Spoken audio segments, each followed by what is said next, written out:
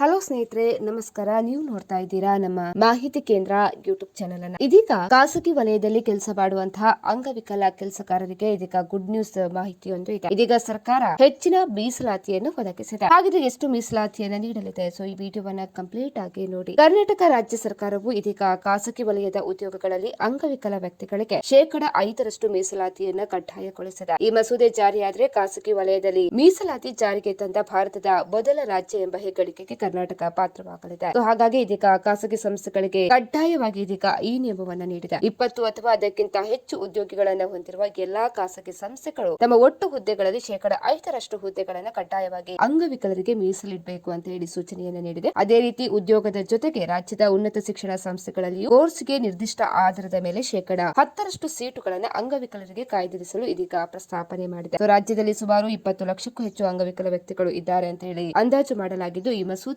ಅವರ ಆರ್ಥಿಕ ಸ್ವಾತಂತ್ರ್ಯ ಮತ್ತು ಸಾಮಾಜಿಕ ಗೌರವಕ್ಕೆ ಹೊಸ ಭದ್ರತೆಯನ್ನು ಕೂಡ ನೀಡಲಿದೆ. ಸ್ನೇಹಿತರೆ, ಈ ಬಗ್ಗೆ ನಿಮ್ಮ ಅನಿಸಿಕೆಯನ್ನ ಕಮೆಂಟ್ ಮಾಡಿ ತಿಳಿಸಿ. ಅದೇ ರೀತಿ ಮತ್ತಷ್ಟು ಅಪ್ಡೇಟ್ಗಾಗಿ ನಮ್ಮ ಚಾನೆಲ್ ಅನ್ನ ನೀವು ಸಬ್ಸ್ಕ್ರೈಬ್ ಮಾಡ್ಕೊಳ್ಳಿ.